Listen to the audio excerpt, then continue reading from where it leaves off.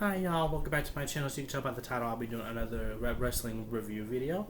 Tonight I'll be doing my thoughts slash review on the Money in the Bank PLE that just finished.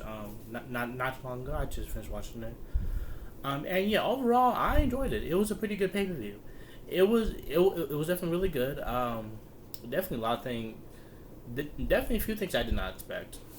Like Triple H, like on the pre-show, they talked about like Triple H saying like expect surprises. There was definitely a few surprises. It was a total of 5 matches. So yeah, and real quick before I go into my thoughts of the PLE, why are they having the pre-shows be 2 hours? Like WrestleMania, like sometimes I can understand it because a lot of matches, a lot of storylines to talk about, but like shows like Money in the Bank, especially it only had 5 matches. It's like what's the point of having a 2 hour pre-show?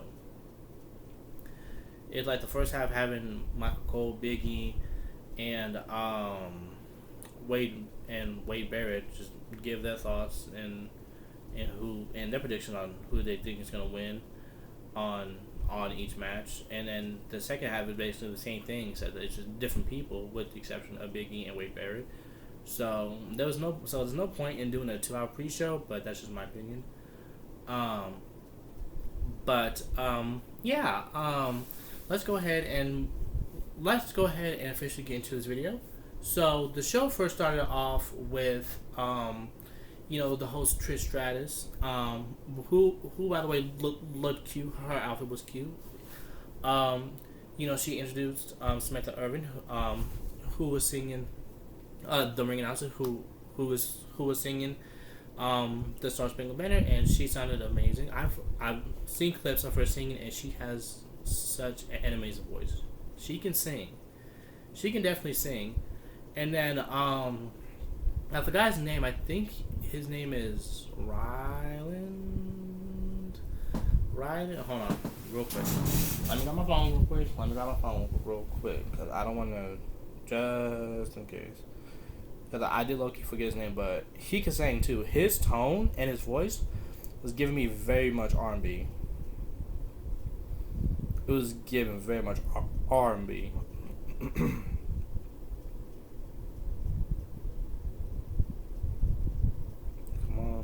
Okay, it doesn't say. Okay, it doesn't show. Okay, it doesn't say his name, unfortunately. Hold on. Let me see if I can find it.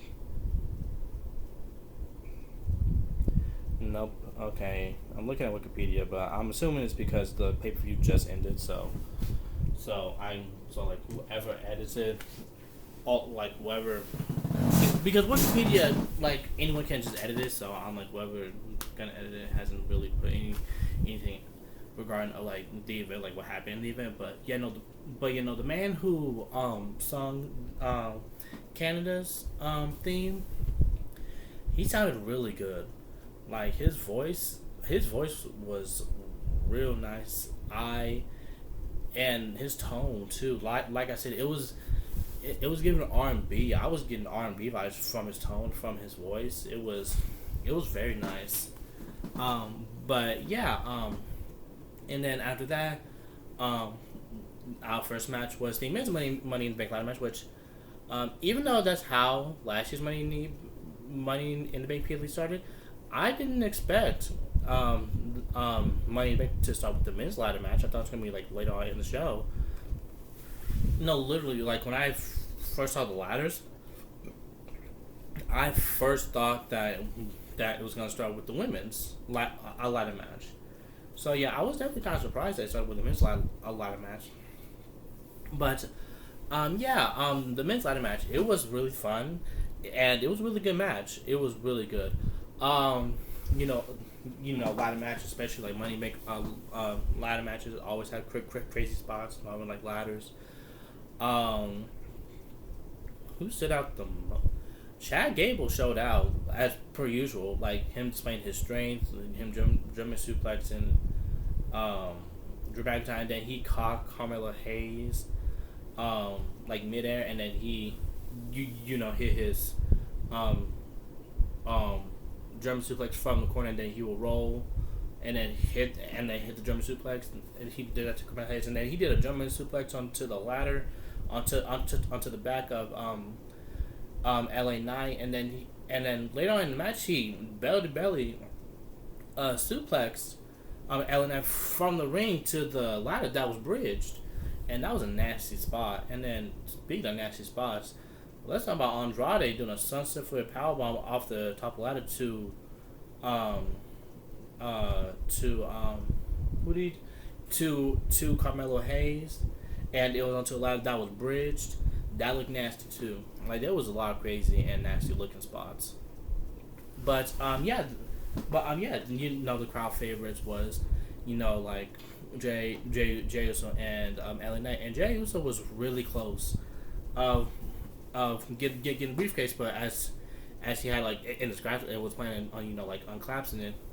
He got stopped by Drew McIntyre, and Drew McIntyre like threw a lot that he had in his hands and just like threw it at him like at his face, and then he hit Jay with the Claymore, and then Drew got up onto the ladder and then won the briefcase, which I was shocked.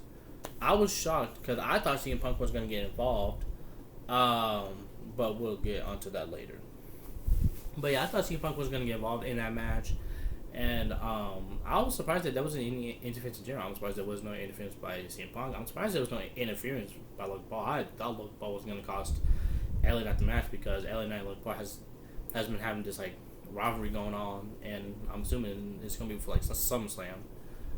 So I thought Logan was going to screw over LA Knight in the match, especially since LA Knight pinned Logan in that triple match, which is how LA Knight qualified. And I also thought like the Y6 was gonna get involved in cost Chad Gable match too, like scare him off or like take him out again. But yeah, Drew won, and originally I was shocked, but I wasn't that mad about it. But I was a little irritated later on in the night, and then I'll explain it. And then I'll explain it like when I get to it. But again, yeah, the match overall was really good and very fun to watch. Definitely a lot of times where I said ooh, or I was like God damn. But yeah, let's go ahead and move on to the next match, which was Sami Zayn versus Braun Breaker for Zayn's Intercontinental Championship. This was another good match. Braun Breaker was built strong as he dominated Sami, and then Sami, being like the underdog champion, the underdog babyface, like how that kind of thing goes. But yeah, Braun Breaker dominated Sami, and then Sami, couldn't stop fighting back. Like he just continues to fighting back, and then eventually, Braun Breaker hit Sami with the Gorilla Press Power Slam, and then he was getting ready to hit him with the spear, but then Sami stopped him, and then he was able to hit. He was either able to stop him or move out of the way, and then he hit him with the haluva kick, and then he got the 1-2-3. I was surprised that Sami Zayn retained the title.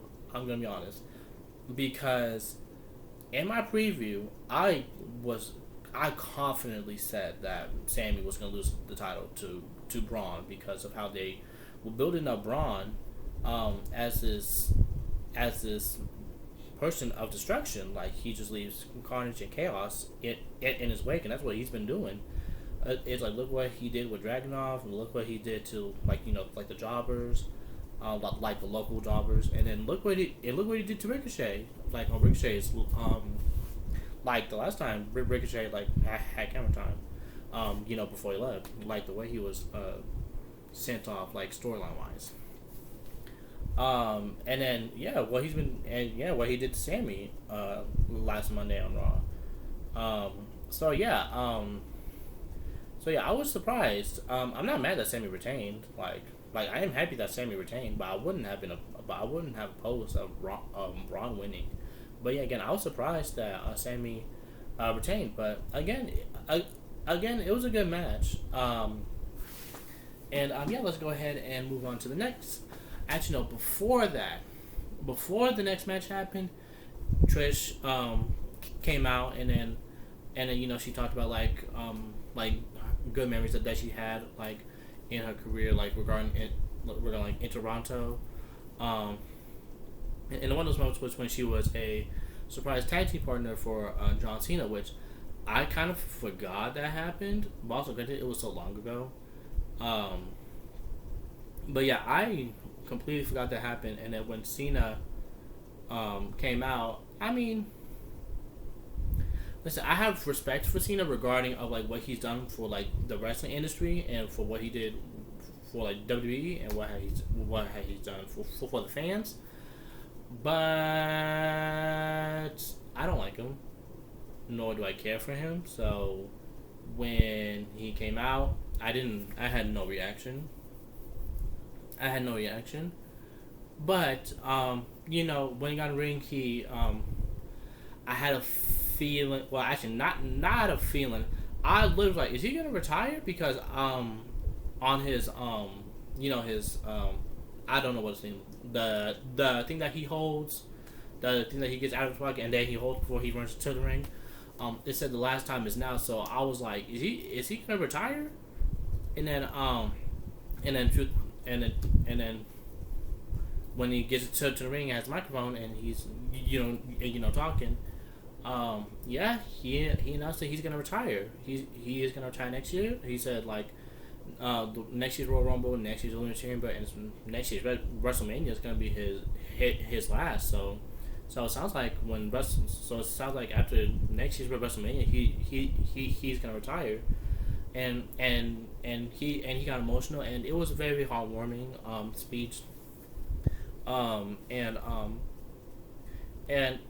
and also it's pretty sad seeing him retire because he's for a lot of people's like childhood regarding the like wrestling. I know he was in my childhood and for a long time I was a fan of him, so yeah, but yeah, again it was heartwarming, and again he got emotional, but yeah, let's go ahead and move on. Let's go ahead and move on to the next match, which was the World Heavyweight Championship match. Damian Priest and Seth Rollins. A lot happened in this match. It was like a whole journey. It was crazy. So much happened. Like overall, the match was good. It was a good match. It was, and then at some point, and then during the match, Damian and Seth kept on looking back at the entryway so they can just in case if Drew comes, or when Drew does come, because Drew did say if he won the briefcase, he was going to cash it in later that night. So yeah, and then eventually in the match, Drew does come out, and then he does cash in his Money in the Bank briefcase during the match. So it became a triple threat match, similar to what Seth did at WrestleMania when Brock and Roman was fighting. The first time they fought in WrestleMania 31, and yeah. And then you would think that Drew has some time to rest. He's fresher, and you would think that he was going to win. I definitely thought that he was going to win because he already took out Seth, and he was ready to put away Damian Priest, and then CM Punk came. Now, I'm not surprised that CM Punk came and got involved and screwed over Drew because I figured that he was going to do that. I just thought that he was going to do it in the Money in the Bank ladder match. I did not think that it was going to happen in that way.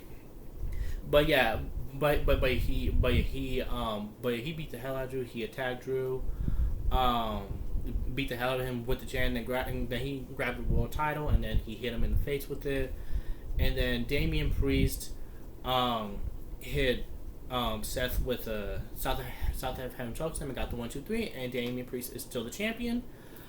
But Damian Priest was pissed. Damian Priest was pissed because he wanted to win on his own. He told Judgment Day before his match that he did not want them to get involved, and then and then and then I noticed that Finn Balor like had an attitude, like it was giving bitter, it was giving jealousy. Like he had a whole attitude, and then he said, "What do you say, boss?" It's like what? It's like what's with the attitude, Finn? It's like what? It's like what's with the attitude? Like I know there's tension, but it's like but what's with the attitude? So yeah, I feel like something's gonna happen. It's gonna blow. It's gonna blow out. Um, but yeah, Damien was mad because he wanted to win on his own, but it seems like every time he does defend his belt, it seems like he can't win on his own. He wants to because it's either his Judgment Day members don't listen or CM Punk gets involved. Um, and yeah, you see Seth is pissed because they're talking about like Drew getting screwed over by CM Punk, but it's like let's not forget like Seth got screwed over too because now Seth can't challenge for the championship again while Priest is champion. So Seth is fuming, and he is just yelling and screaming at CM Punk, and he wants to fight him, and he was going to if Corey didn't get in between them and stop Seth. So yeah, it's like CM Punk now you got two dudes that's gonna be on your head, Drew and Seth. But yeah, now when I said I got irritated later on, regarding of like Drew winning the briefcase, is because the men's briefcase got wasted. It really did. It got wasted because they just used the briefcase just to to keep on building up the heated rivalry between Drew and CM Punk, which is kind of like y'all could have already. It's like y'all could have done that like with CM Punk costing Drew the Money in the Bank briefcase. Like that's how y'all could have done it. Not have Drew win it and then him cash it in that same night, only for him to get screwed over. It's like that just seemed like the briefcase was an afterthought, which it shouldn't be. It shouldn't be booked as an afterthought, and it shouldn't be wasted like that because it could make that briefcase can make someone's career. So it's like y'all should have just had like someone else win it. Like y'all should have not have had Drew win it just for it to be wasted like that. It's like they should have done better with the booking regarding of the briefcase and who won. They should have done better with that. So yeah, that's the part that irritated. That was what irritated me because it just made no sense. Like they really just, they really just made briefcase look like an afterthought, and it shouldn't have looked like an afterthought. Like no, like to be honest, it's like the Money Bank briefcase. The opportunity gets is as big as if you win the Royal Rumble match, but you don't see them like have the Royal Rumble match. Like you don't see like people wasting like the Royal Rumble match like opportunity like when they win. You don't see them wasted like that. So yeah. But yeah, let's go ahead and move on to the next match, which was the women's Money in the Bank ladder match, and it was a good match, and it was really fun. A couple like clunky or like messy moments, but to be honest, it's expected in a multi-person, and not only in a multi-person match, but also in a multi-person ladder match. So yeah, it's like like different chemistries, like that kind of stuff. So it's like not all chemistries is gonna mesh well together. So yeah, of course it's gonna have its clunky and its messy moments, but that didn't keep it from being a fun match. It was still a fun match. It was still a good match. A lot of crazy spots, like Io, damn near putting Zoe Stark through the ladder. Like she kind of did like a set out power slam, I guess you could say, like off the ladder, like onto the ladder that was bridged. That looked crazy. And Chelsea doing the unprettier onto the other ladder that was bridged. onto Naomi, and then